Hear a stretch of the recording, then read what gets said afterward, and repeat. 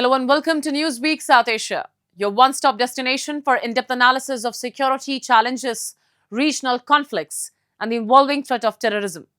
Let's take a look at the headlines first. Islamabad mosque blast exposes Pakistan's internal security collapse.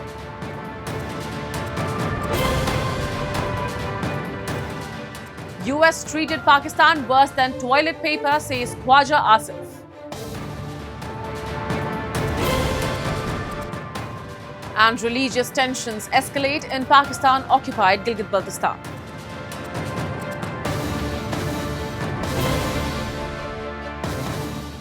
A deadly suicide bombing at a Shia mosque in Pakistan's capital has ripped through Islamabad's carefully curated image of security, exposing deep internal fault lines within the Pakistani state.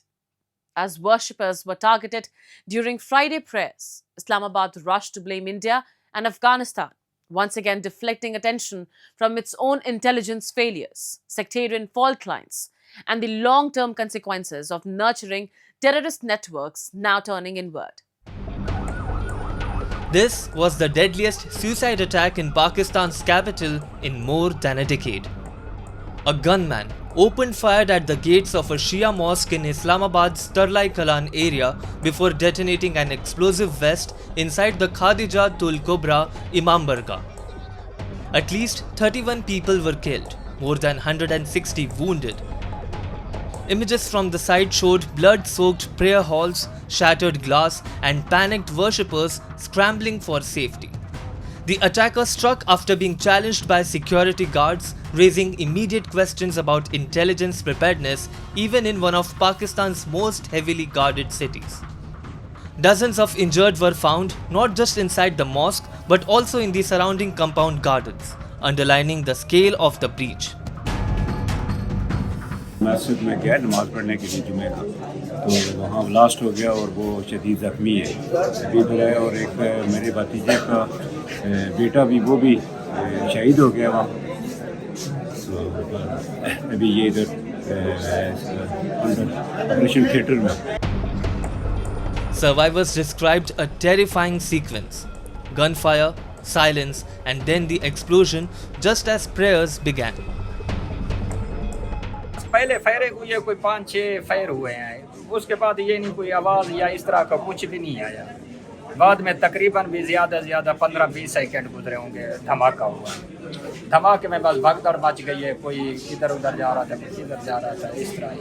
मुझे महसूस नहीं हुआ कि मुझे कुछ लगा हुआ है। मेरी ये कमर पे ना ऐसे बिल्कुल सुन्न हो गई थी, जैसे कोई वो नहीं होती। इस तरह का मुझे पैर पता चला है कि पैर मुझे भी कुछ लगे हैं। Within hours, Pakistan's Defence Minister Khawaja Asif blamed India and Afghanistan, claiming without evidence that the attacker had links across the border. New Delhi rejected the accusations as baseless, reiterating its condemnation of terrorism in all forms. Kabul too dismissed the claims, calling the remarks hasty and irresponsible. Conflict monitors, including ACLED, say the attack bears the hallmark of the Islamic State. That assessment gained weight after Islamic State in Pakistan claimed responsibility overnight, releasing details of the attacker's movements and the operation. Authorities later confirmed the bomber was a Pakistani national who had recently travelled to Afghanistan. Several facilitators, including family members, were arrested in raids across Islamabad and northwestern Pakistan. For Pakistan's Shia community, already a vulnerable minority in a predominantly Sunni country of 241 million, this attack is part of a grim pattern. Shias have repeatedly been targeted by sectarian groups such as Tehreek-e-Taliban Pakistan and Islamic State, both of which openly brand them heretics. The Islamic State has previously described Pakistani Shias as a human reservoir, justifying attacks on civilians inside places of worship. Local residents say the tragedy was preventable. ये जो इमाम बारगाह है, यहाँ नमाज़ जुम्मा के time जो है बहुत ज़्यादा रश होता है, तो मेरे हिसाब में एज ए इंतज़ामिया सिक्योरिटी लोगों को गवर्नमेंट को चाहिए था कि यहाँ पे सिक्योरिटी प्रोवाइड करते, और सिक्योरिटी की नाअहलियों की वजह से ये हादसा जो है हुआ है, जो कि नहीं होना चाहिए, किसी भी जगह पे नहीं होना चाहिए। Analysts say the rush to externalize blame reflects mounting pressure on Pakistan's security establishment, already grappling with escalating violence in Balochistan, sustained attacks by the TTP, and growing unrest in Pakistan-occupied Kashmir. Experts argue Islamabad's long-standing policy of nurturing extremist groups has created a cycle of blowback now hitting the heart of the capital. The Shias in Pakistan have been traditionally attacked. In fact, Pakistan is a story of, what shall I say, a country which lost its democratic destiny, a country which is occupied by its own army, a country where terrorist forces are active within Pakistan, and we have to take note, have been occasionally against India too. Yes, India is absolutely correct, and I am glad to take note that India has condemned the attack, which is that's what we should do wherever it happens under the moon, because we as a country are against all terrorist attacks, terrorism in all its manifestations, and this is one of the worst. That it has happened in Pakistan does not and should not give us any particular pleasure. As families wait outside Islamabad's hospitals for news of loved ones, the blast has laid bare a stark reality. Pakistan's internal security crisis is no longer confined to its peripheries. The capital itself is now a target, exposing the high cost of denial, deflection, and decades of militant patronage.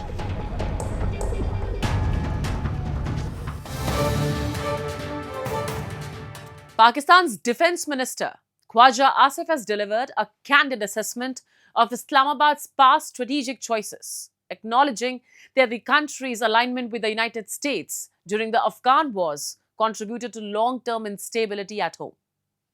His remarks come amid renewed terror attacks inside Pakistan, raising questions about the legacy of policies that shaped the region's security landscape for decades. Addressing Pakistan's National Assembly, Defence Minister Khawaja Asif accused the United States of using Islamabad for strategic purposes and then discarding it. But beyond the rhetoric directed at Washington, his statement amounted to a rare acknowledgement that Pakistan's own establishment willingly embedded itself in proxy conflicts, decisions that empowered terrorist networks across the region. Asif named former military rulers Ziaul Haq and Pervez Musharraf as architects of these policies. Under Zia, Pakistan became the epicenter of the anti-Soviet jihad in Afghanistan during the 1980s.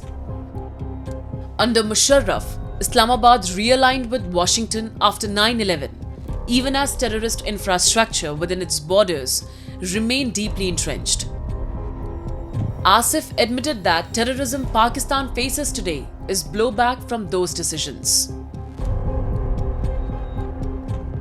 What the Pakistan Defence Minister is saying is that not only the terrorist networks and terror mechanisms against India woven into state strategy, but they are presently also integrated and an integral part of Pakistan's state policy. They may be having a remorse or they may be having a come to Allah moment of reality and talking the truth, but that does not mean that Pakistan is going to stop its shenanigans, its mechanisms regarding terror. Asif further dismantled the narrative that Pakistan's Afghan involvement was rooted in religious duty. He told lawmakers that war was not fought for Islam but to appease a superpower. This admission directly challenges decades of state-driven rhetoric that mobilized citizens under the banner of jihad. Today, Pakistan continues to face sustained extremist violence, most recently evidenced by the Islamic State claimed suicide bombing at a Shia mosque in Islamabad that killed at least 31 worshippers and injured more than 160, highlighting ongoing sectarian tensions and persistent security challenges within the capital. Yet experts argue that the very extremist ecosystem now targeting Pakistan was incubated during the years of state-backed proxy warfare. The irony and the tragedy with Pakistan is that the Pakistani elite, which includes the military elite as well as the political elite, always went along in a permanent mode of conflict. They never paid attention to the infrastructure of their own country. First, there was money coming in from the US and NATO for fighting the Soviets in Afghanistan. Then the money was there to fight the Taliban in Afghanistan. Then to stabilize Pakistan with American aid. Then the China CPEC corridor, money coming in. So the Pakistani state in a way did not undertake any serious economic management of its own country. Because the monies which were needed to keep the machine running, and it's essentially a feudal system amongst the elite, that was coming in through such activities.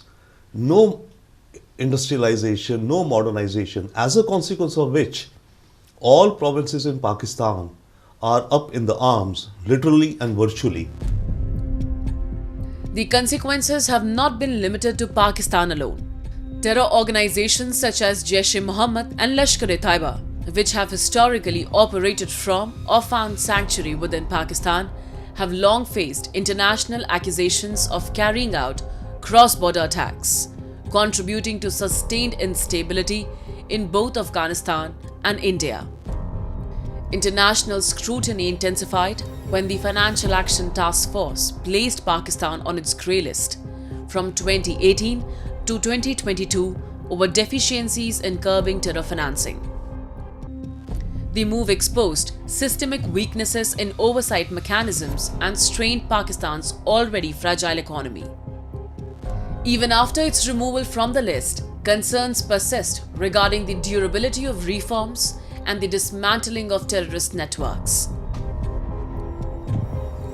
Khawaja Asif's remarks may have been framed as criticism of Washington, but they effectively confirm a deeper reality. Pakistan's long-standing strategy of leveraging terror actors for geopolitical influence has backfired. Decades of militarized foreign policy, ideological mobilization, and selective counter-terror enforcement have left Pakistan confronting the very forces it once enabled.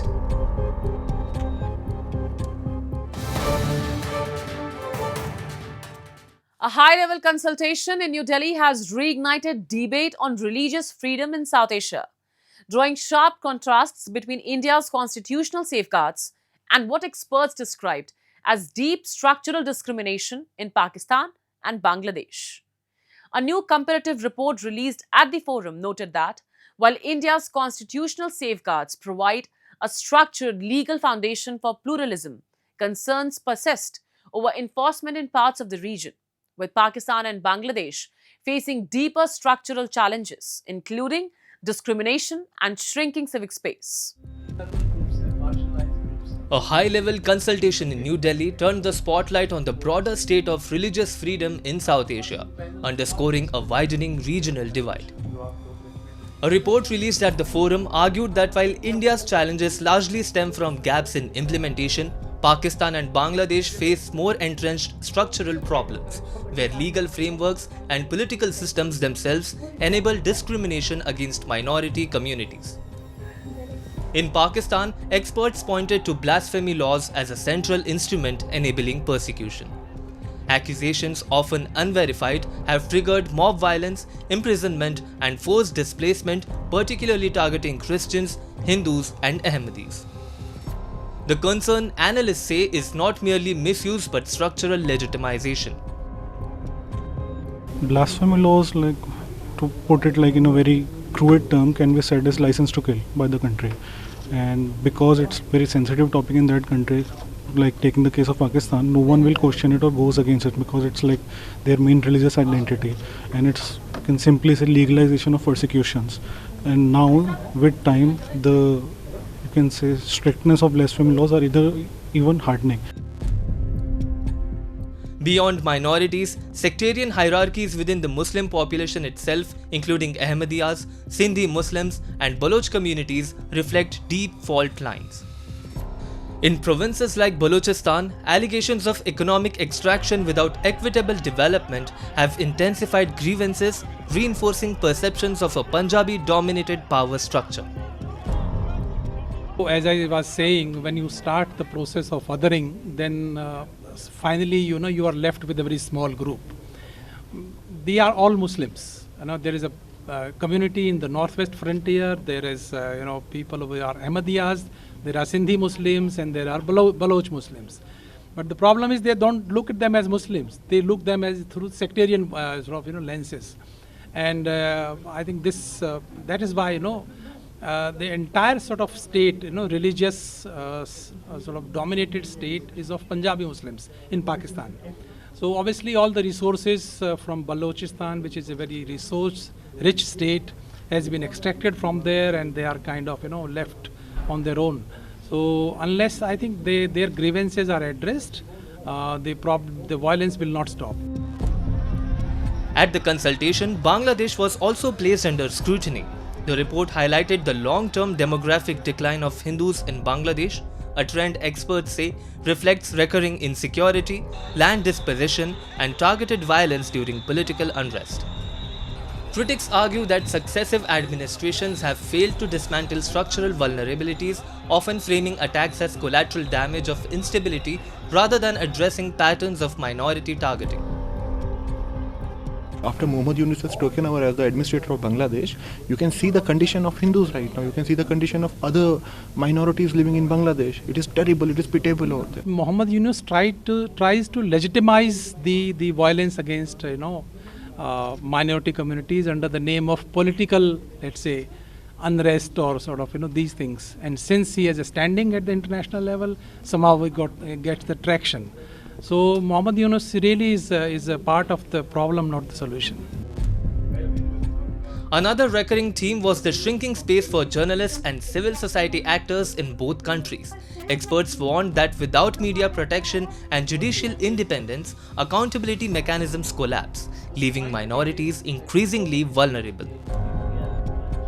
States like Pakistan, which are almost dysfunctional state, and Bangladesh, which is on the way to become a dysfunctional state, things are very bad. So journalists have no protection, no sort of safety of life.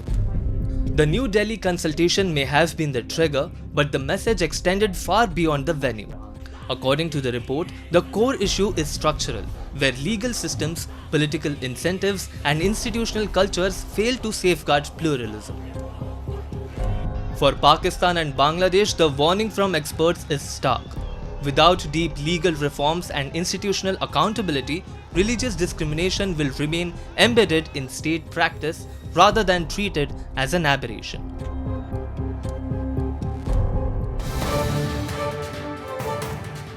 Shia worshippers were targeted yet again as a bomb tore through a mosque, exposing the persistent vulnerability of the community in Pakistan.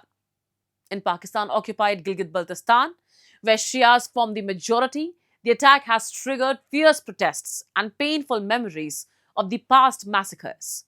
Demonstrators say this is not an isolated tragedy, but part of a continuing pattern of violence, impunity, and systemic neglect that has left an entire community feeling besieged and unheard. We have a report. In Pakistan-occupied Gilgit-Baltistan, anger is spilling onto the streets as members of the Shia community protest over what they describe as years of unchecked repression. From targeted attacks on places of worship to failure to hold perpetrators accountable, many believe a pattern of discrimination and insecurity has taken root. The latest bombing on a Shia mosque in Islamabad has only deepened fears, reinforcing concerns over the safety of religious minorities under Pakistan's rule. The Shia community is in majority in POGB. However, they continue to feel vulnerable, marginalized, and unheard under the existing system. 18 जनाजे कोहिस्तान से आए, 16 जनाजे लालूसर से आए, 10 जनाजे चिलास से आए, 4 जनाजे मनावर से आए। उसी 2012 में 5 जनाजे यूनिवर्सिटी में यौम हुसैन मनाते हुए शहीद किए गए। आज तक कोई कातिल नहीं पकड़ा गया। कहीं पे किसी आलिम को शहीद किया जाता था, कहीं पे किसी ब्यूरोक्रेट को शहीद किया जाता था, कहीं पे किसी सियासतदान को शहीद किया जाता था या किसी शख्सियत को कत्ल किया जाता था। लेकिन 80 के दहाई के बाद इज्तिमाई तौर पे शियान अली इब्न अबी तालिब के खून बहाना शुरू हुआ है। नस्ल कुशी के इरादे से शियान अली इब्न अबी तालिब को पाकिस्तान के वजूद से मिटाने के लिए बाकायदा इज्तिमाई तौर पे खून खराबा हुआ है। In Pakistan-occupied Gilgit-Baltistan, memories of past atrocities remain painfully alive. From coordinated attacks in the late 1980s to repeated targeted killings over the years, many families still await justice. Protesters say the wounds have never healed because accountability never followed. They state that successive administrations failed to protect lives, rebuild trust, or address deep-rooted grievances. Even today, insecurity, neglect, and political silence continue to define daily life, leaving communities feeling abandoned and unprotected. फिर 1988 में गिलगित बल्तिस्तान को निशाना बनाया गया, बगैर किसी जवाब के, बगैर किसी इश्तिहाल अंगेजी के। हजारों अफराद पे दहशतगर्दों का लश्कर गिलगित बल्तिस्तान की तरफ रवाना किया गया। 500 किलोमीटर का फासला तय करके ये गिलगित बल्तिस्तान के ऊपर हमलावर हुए, दरमियान में कोई रोक टोक नहीं हुई। इतनी सारी चेक पोस्टें होने के बावजूद, बोंजे में पूरा मुसल्लह अफवाज का क्वार्टर होने के बावजूद, जिगलोट के अंदर मुसल्लह अफवाज की यूनिटें होने के बावजूद इनको फ्री हैंड दिया गया। What began as targeted violence has now deepened into a larger crisis of religious suppression and systemic neglect. In POGB, communities say they are not only struggling for security but also for dignity and equal rights. Alongside fears of sectarian targeting, the region continues to face weak infrastructure, limited healthcare, poor connectivity, and shrinking economic opportunities. Protesters argue that without genuine political will, accountability, and development, the cycle of marginalization will only intensify, leaving an entire generation trapped between insecurity and deprivation.